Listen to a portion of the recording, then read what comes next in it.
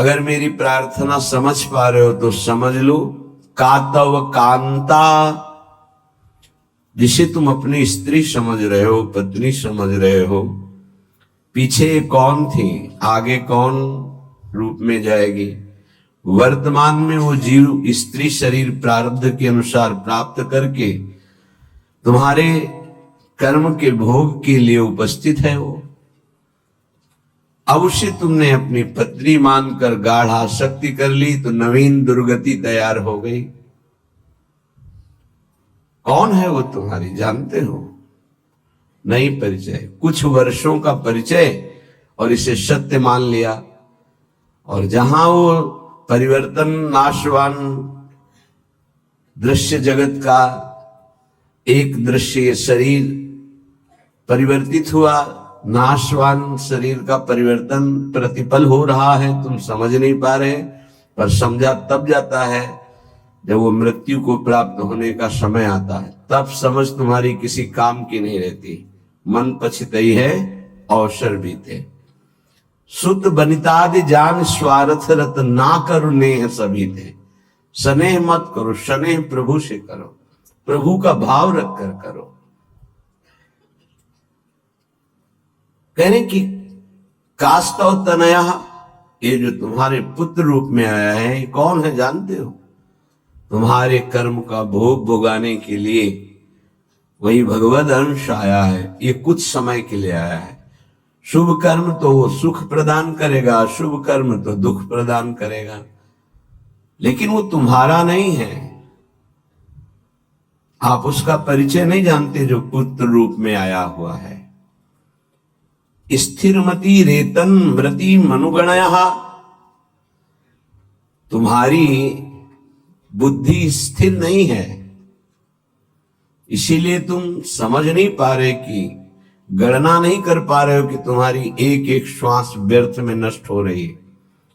आखिरी श्वास अहा किमद्य ना पश्यसि मरणम, क्या तुम देख नहीं पा रहे हो कि तुम्हारी श्वासें कम हो रही, तुम मृत्यु की तरफ जा रहे हो। तुम्हारा शरीर कभी भी अचानक छूट सकता है। ऐसा नहीं कि आप वृद्धावस्था में ही जाकर मरेंगे। तो पर वृंदावन मिहि शरणम, फिर भी तुम वृंदावन का आश्रय वास स्वीकार नहीं करते, सत्संग का अनुसरण नहीं करते, आचरण में नहीं उतारते, निरंतर नाम जप नहीं करते, तो किस भूल में तुम पड़े हो? तुम्हारे पास पत्नी है, पुत्र है, संपत्ति है, इस भूल में, ये तुम्हारी नहीं है। कुछ समय के लिए तुम्हारे प्रारब्धानुसार ये संयोग बना है, बस बिछुड़ जाएगा, इसे तुम रोक नहीं पाओगे। ना अपने शरीर का छूटना, ना अपने सगे संबंधियों के शरीर का छूटना, ये तुम्हारे बस की नहीं कि तुम रोक लो। तो क्या करें? सबको छोड़ दें? नहीं, सब में भगवत भाव करो, अपने धर्म का पालन करो, खूब नाम जप करो। जीवन सार्थक करने के लिए बहुत आवश्यक है। अगर आप इनके मोह में फंस करके भगवत विमुख जीवन व्यतीत कर रहे हैं तो निरर्थक जीवन है। प्राण निकल जाए पर भजन नहीं छूटेगा, इसे ही भजन कहते हैं। और ऐसा भजन बहुत लोग नहीं करते, कोई कोई करता है। पूज्य बाबा कह, सब कर सकते हैं, सामर्थ्य सब में है ऐसा भजन करने की, पर वो लगन नहीं है, वो अगन नहीं जगी भगवत साक्षात्कार करने की। इसलिए जहां विपत्ति आई उसमें डूब गए, संपत्ति आई उसमें डूब गए, भोग आए उसमें डूब गए, प्रभु का विस्मरण हो गया। इसका यही कारण है। भजन का तात्पर्य है भजन में गोता लगाना, डूबना। बस चल रहा है मंत्र नाम, उसी के श्रवण में डूबा हुआ उपासक। डूब करके भजन किया जाए तो 6 महीने में भगवत साक्षात्कार कर लिया ध्रुव जी ने। डूब करके गोता लगाया, 6 महीने भजन में भगवान का साक्षात्कार कर लिया। और अगर तन्मयता नहीं है, भजन में तो बहुत लंबा समय निकल जाता है। देखो, इस मन को देखा, अगर इसको भजन का सुख आप नहीं दोगे तो ये रुपए की गणना का सुख करने लगेगा। कई बार हमने कहा बचपन से इसी बात की पढ़ाई है, मन की वृत्ति की। आप देख लेना, अनुभव करना, अगर आपको प्रियाजू के भजन में गुरु की आज्ञा के अनुसार तन्मयता नहीं आ रही है तो आपका अर्थ के प्रतिभाव आ जाएगा। अनंत ब्रह्मांडों में कितना ऐश्वर्य है और वो मायाकृत एक पलक झपकते श्री भगवान ने रचा है। ऐसे श्री भगवान को अधीन करने वाली प्रियाजू का आश्रय हृदय में रहे तो और फिर क्या। पर उस भजन न होने के कारण हमारी स्थिति अपने आश्रय तत्व पर नहीं होती। आश्रय हुआ ही नहीं, होने का अवसर मिला लेकिन हमने फिर भी वही लौट कर आश्रय कर लिया, पलट गए, फिर वही आश्रय कर लिया। सन्मुक्ता से जो एकदम परिवर्तन होता है, एकदम विमुक्ता के लिए माया अपना जाल रचती है। स्पष्ट देख, तू इससे एक बहुत बढ़िया महल बना सकता है, तू बहुत बढ़िया कार ले सकता है, तू हर सुख सुविधा ले सकता है। राजी हो गए। देखना सब व्यवस्था बढ़िया बन रही। नहीं नहीं, हम व्यवस्था बढ़िया नहीं बनाने आए, हम व्यवस्था को श्री जी के आश्रय से चाहते हैं, अपनी मन बुद्धि के आश्रय से। लाडली चुके महलों में रखो चाहे झोपड़ी में बाग, उसका केवल आश्रय अंतर से प्रभु का होता है। गृहस्थ और विरक्त की चेष्टाएं अलग होती हैं, निवृत्ति परक चेष्टा और प्रवृत्ति परक चेष्टा, बस ये ध्यान रखना है। निवृत्ति परक चेष्टा से कोई भी ऐसी सिद्धि नहीं जो आ न जाए। प्रवृत्ति परक चेष्टा में अतिथि सत्कार, परिवार की सेवा, समाज की सेवा, नाम जपने का अभ्यास, धर्म पूर्वक कमाया हुआ धन, तब वो आगे बढ़ता है। निवृत्ति परक चेष्टा एकमात्र भगवदाश्रय, उसी से सब हो जाता है। तभी लोगों को लगता है कि संत लोग बड़े धनी हो जाते हैं, उनको लगता है बड़ी चतुराई करते हैं। हमें लगता है कि क्या ये चतुराई आप में नहीं जागृत हो सकती है? क्या चतुराई? आप बल यहां पकड़े हो, बहुत चतुर है संत जन, ठग लेते हैं। किसको? ठगनी माया को भी। माया ठगनी विश्व को ठग रही, वो उसको भी ठग लेते हैं। वो बड़े चतुर हैं। रामई भजई ते चतुर नर, क्योंकि उस सच्चिदानंद का नाम एकत्रित किए हैं। एक नाम के ब्याज में पूरा त्रिभुवन नहीं है, उसकी बराबरी हम नहीं कह रहे नाम की, ब्याज में एक नाम त्रैलोक ही तारे, जो न ले सो जन्म ही हारे। अभी अपने लोग महिमा नहीं जानते नाम की, सच्ची मानिए। किसी ने कहा कि समस्त संसार को तो हम दुखी में देख रहे हैं, अगर विश्व में कोई सुखी है, वो उपहास के प्रति शब्द थे, अगर विश्व में कोई सुखी है देखा जाता है तो संत जन देखे जाते हैं। उनका तात्पर्य अध्यात्म से नहीं था, उनका तात्पर्य भोगों से, विषय सामग्री से, वैभव से था। अगर तुम्हें ऐसा पता है तो तुम वैसा करके देखो, बहादुर हो। तुम्हारे में चतुराई की कोई कमी है क्या? बड़े चतुर हो। तय बालक नहीं भर्यो शयानप, तू बालक नहीं भर्यो शयानप, काहे कृष्ण भजत नहीं नीके। अरे तू बालक नहीं, बड़ा चतुर है, पर तू ठीक से भजन नहीं किया ना, इसीलिए ऐसा है। क्या चाहिए? त्रिभुवन का सर्वश्रेष्ठ पद 5 वर्ष का बालक प्राप्त कर लिया ध्रुव जी, क्या चाहिए? अखिल लोक चूड़ामणि भगवान के पास क्या कमी है?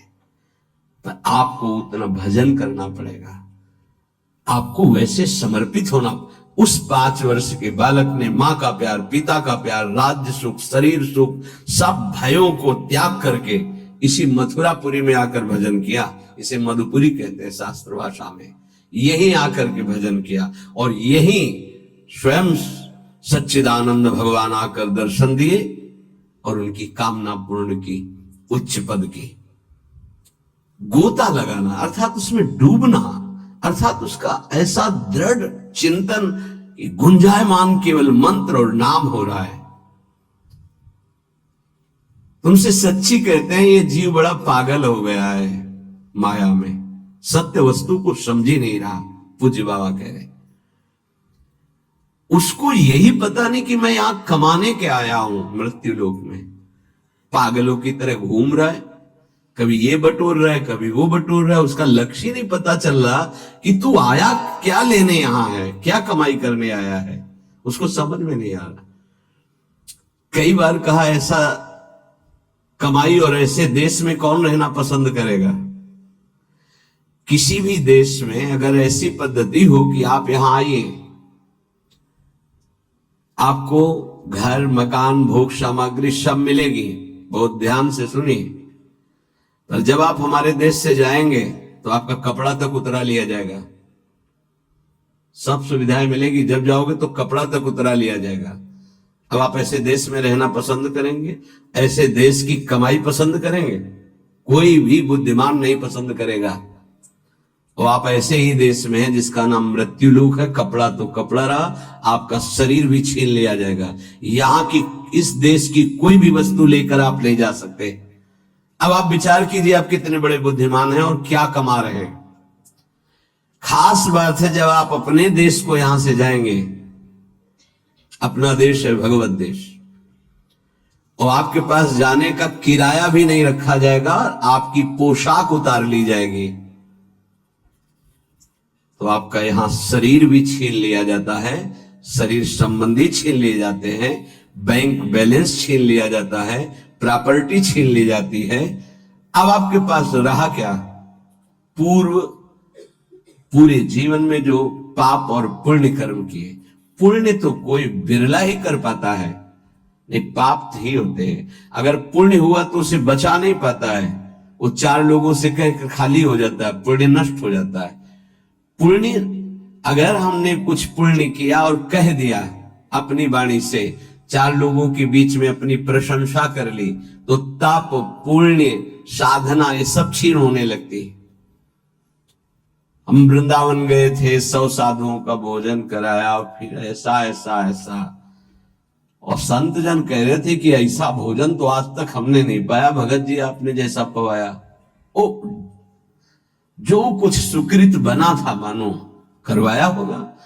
ऐसी सेवा भगवत कृपा से अवसर मिलता है, पर वो बार बार कहकर अपने सारे सुकृत नष्ट कर देता। इस देश से बचकर निकल पाना और कुछ कमा के ले जाना, ये केवल भगवत कृपा पात्र से ही हो सकता है। बहुत छल भरा ये देश है मृत्यु लोक। जीव पागलों की तरह पूरा जीवन व्यतीत कर रहा है। मुझे यहां किस लिए भेजा गया, क्या लेके जाऊंगा, ये सोच ही नहीं पा रहा है। गोस्वामी जी ने कहा है कि ये जो मन है ये श्वान की तरह हर जगह पादुका का प्रहार पाता है, पर फिर उसी दरवाजे पे खड़ा हो जाता है। अर्थात निकृष्ट भोगों को भोग कर असंतुष्ट, ग्लानि, दुख, परिणाम में चिंता, भय, शोक, पर फिर वही उन्हीं भोगों को भोगना चाहता है, पागल की तरह भटक रहा है। ये महापुरुष जन जानते हो, दुखी होकर ऐसा बोलते हैं। जो वस्तु तुम्हारे साथ नहीं जानी है उसके चिंतन में तुम समय बर्बाद कर रहे हो। चिंतन करो प्रभु का, कार्य करो संसार का, तो जीवन यापन के लिए शरीर चेष्टा और वस्तु ले जाने के लिए नाम धन, कितना बढ़िया उपाय है। राधा राधा राधा। विषय अनेक हैं और अनंत हैं, कितना भोगोगे। भोगते भोगते मर गए, फिर जन्म हुआ, फिर भोगते भोगते मर जाएंगे, कुछ हाथ नहीं लगेगा। बड़ा विचित्र खेल है, बड़ा विचित्र खेल। भगवान की असीम कृपा है, जिनको भोगों से विरक्ति मिल गई है या जबरदस्ती बचे हुए, बिनु अवसर भयते राजोई, चतुर्थ ब्रह्मचारी का लक्षण है ये। बिनु अवसर, अवसर नहीं मिला, और भयभीत है इसलिए वो नहीं भोग रहा, तो बिनु अवसर भयते रह जोई, ये चौथे में। उत्तम तो उत्तम के बस असमन माही, सपने हुआन पुरुष जगनाई। अपने प्रीतम प्रभु के सिवा उस स्वप्न में किसी और को नहीं देखता। कितना भोगोगे अनंत विषय। कल एक भगत बड़ा मस्त, सब हंस रहे थे लेकिन कोई फर्क उसको नहीं था, गंभीर मुद्रा में बैठा। उसने कहा हमने ठाना है 1.25 घंटा नाम जप करता हूं और बढ़ा दूंगा, सत्संग आपका सुनता हूं, पर 1 लाख सुंदरी स्त्रियां चाहिए मुझे। हमारे तो होश उड़ गए भाई कि ऐसा प्रश्न करता आया, भगवान ने भेजा। पर अपने को सबका आदर और दुलार, मेरी लाडली जो ऐसी हैं, करुणा करुदार, नहीं तो 1 सेकंड में कि आप कृपया बाहर होइए या कोई भगवत चर्चा कीजिए। लेकिन अच्छा पॉइंट ये था कि वो नाम जप करता था और उसके अंदर आशा थी। देखो वासना की कितनी भूख बड़ी हुई, पर वो बहुत गंभीर, और ऐसा नहीं कि कोई देखने सुनने लायक हो, वो बहुत बड़ी गंभीरता से कह रहा था कि मैं 1 लोक प्राप्त करना चाहता हूं, उसका सम्राट बनना चाहता हूं और 1 लाख सुंदरी स्त्रियां। वो नहीं बोल रहा है, उसका भोलापन है, अज्ञान जिसे कहते हैं। वासना इतनी बड़ी हुई कि उसको लग रहा है अगर ऐसा हो गया तो मैं बड़ा सुखी हो जाऊंगा। भागवत में चरित्र है चित्रकेतु राजा का, आप पढ़ करके देख लेना, श्री शुकाचार्य जी वर्णन कर रहे हैं। उनके 1 करोड़ रानियां थी। क्या परिणाम में क्या, जरा देखना, पढ़ना। निराश, हताश, उदास होकर ऋषियों के पैर पकड़कर तब वो अनंत भगवान की उपासना मिली और वो भगवान का साक्षात्कार किया, अनंत शेष भगवान संकर्षण का। और वो बहुत सावधानी का विषय होता है। ऋषियों की कृपा हुई, पद मिला, भगवान संकर्षण ने उन विमान पे बैठ के भगवान शंकर के पास गए। विमान पे जहां सनकादि जो है अपने श्री चरणों से नंगे पैर चल कर जाते हैं और प्रणाम करके नीचे बैठ करके सत्संग करते हैं महादेव जी से, वो सब बैठे हुए भी थे और सीधे विमान से ही गए। विमान में बैठे बैठे आकाशचारी विमान। भगवान से कहा कि एक साधारण पुरुष भी अगर अपनी स्त्री से वार्तालाप करता है तो एकांत में करता है। आप तो वो महायोगाधिराज योगिंद्रों मुनिंद्रों के गुरु भगवान शिव, तो अंबाजी वामांग में बैठी हैं, आप बैठे और ब्रह्म का उपदेश कर रहे हैं। उनका ये क्या हूं, सब ऋषि आश्चर्यचकित हो गए कि कैसा। तो अंबाजी ने कहा अच्छा तुम्हें वरदान मिल गया है, विमान मिल गया है, तो तुम जगत गुरु भगवान शिव को उपदेश करने आए हो, मतलब आसुरी प्रवृत्ति तुम्हारी बढ़ रही है, तो इसका शासन करने के लिए तुम्हें दंड विधान चाहिए। प्रभु तो करुणामय है, वो कुछ बोलेंगे नहीं, इसलिए हम तुम्हें शाप देते, जाओ असुर भाव को प्राप्त हो जाओ। वही वृत्तासुर के रूप में प्रकट हुए थे। अंतिम समय भगवान से जो प्रीति मांगी वो माता जी की ही कृपा थी। या देवी सर्वभूतेषु बुद्धि रूपेण संस्थिता, मानो मां ने कृपा करके उनको उस अहम से रहित करके पावन भक्ति प्रदान करी। ये जो वासना है ये जीव के सर्वनाश के लिए अनंत जन्मों से पीछे पड़ी हुई है। वो तो एक भोला व्यक्ति, अज्ञानी व्यक्ति अपनी बात कर रहा है। आप अंदर से देखो, ऐसी लाखों वासनाओं की परत जमा है। हमको रोज नाम जप रूपी सोहनी लगा के इसे साफ करना है। पर ये विषय अनेक अनंत, मन कहता है इनको भोग लो फिर हम भजन कर लेंगे। कभी नहीं, तुमसे सत्य कहता हूं, जितना इस मन की बात को मानोगे उतना ही प्रभु से दूरी होती चली जाएगी।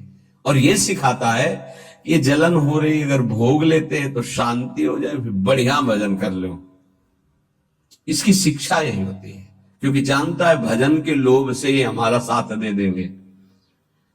साधक जहां उसको उसकी इंद्री का भोग दिया मन को, बस फिर वो उसको ऐसा फंसा के पटकता है कि भजन कब कहां कैसे हो रहा था सब गायब हो जाता है। और वही भोग चिंतन, वही विषय चिंतन, वस्तु चिंतन, शरीर चिंतन। बहुत सावधान। गौरांगी प्रियाजू के आश्रय के बिना तुम प्रियाजू को नहीं जान सकते, प्रेम को नहीं जान सकते, वृंदावन को नहीं जान सकते, इस महासमुद्र प्रेममयी लीलाओं को नहीं जान सकते, चाहे शास्त्र पढ़ लो, चाहे ब्रह्म ऋषियों का संग कर लो, या चाहे जितनी बड़ी साधना कर लो, उद्धव से ज्यादा कोई ज्ञानी नहीं होगा। वो कह रहे कि वासुदेव ने इशारे से उद्धव को बता दिया कि परम पावन वृंदावन की भूमि में प्रेमियों के संग में ही प्रेम प्रकाशित होता है, विशुद्ध प्रेम। ऐसे गौर आश्रय का दृढ़ अवलंबन लेकर हम वो प्राप्त कर सकते हैं जो किसी साधन सूत्रों से नहीं प्राप्त हो सकता। ये सौभाग्य अपने लोगों को स्वाभाविक प्रियाजू की कृपा से मिल गया कि वो हमारी इष्ट हैं, राधैवेष्टम, वही हमारे इस सत मार्ग के प्रकाश करने वाली हैं। राधा वल्लभीय, वल्लभीय हमारे यहां वल्लभ है राधा, प्रीतम है राधा, प्राणनाथ है राधा, और मार्ग को ही संप्रदाय कहते हैं, सुदृढ़ मार्ग। जैसे सरकार के द्वारा बना हुआ राजमार्ग, जिसे पहले जीटी रोड कहते थे, अब क्या कहते हैं पता नहीं, जो बहुत है, हाँ हाईवे, जो हम तो गांव की भाषाओं से जीटी रोड कहते थे। ये वो सुदृढ़ संप्रदाय का मतलब होता है सुदृढ़ मार्ग। बोले कहां जा रहा है? बोले सीधे निकुंज जा रहा है, कहीं मोड़ नहीं है इसमें। राधा वल्लभीय, वल्लभ है जहां की राधा, मेरे प्राणनाथ श्री राधा, श्री श्यामा प्यारी जो, इस मार्ग की प्रकाशक स्थापना करने वाली श्री स्वामी जी, राधैवेष्टम संप्रदाय करता आचार्यों, अपने मार्ग का स्वयं उपदेश करने के लिए वही हित सजनी है, दूसरा कोई नहीं, हित सजनी, वही हित प्रेम सखी के रूप में, वही हित प्रेम आचार्य के रूप में, वही हित प्रेम गुरुदेव के रूप में।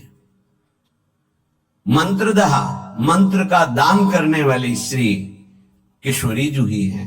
निज मंत्र स्वयं स्वामिनी जू ने श्री हितजू महाराज को प्रदान किया।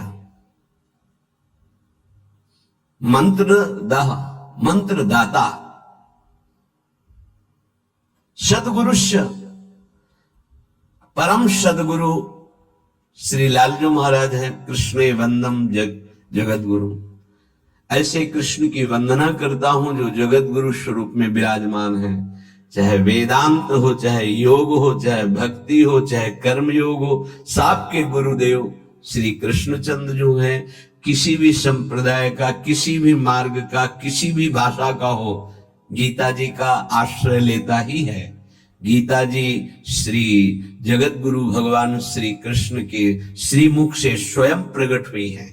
जैसे वेद श्वासों से, ऐसे वाणी से गीता जी श्री जगत गुरु भगवान की वाणी है गीता जी। कोई ऐसा नहीं है विश्व में जो गीता जी को न मानता हो। गीता जी की व्याख्या उर्दू में, अंग्रेजी में, हिंदी में, संस्कृत में और बहुत बड़े बड़े महापुरुषों ने की, हर संप्रदाय के महापुरुषों ने की।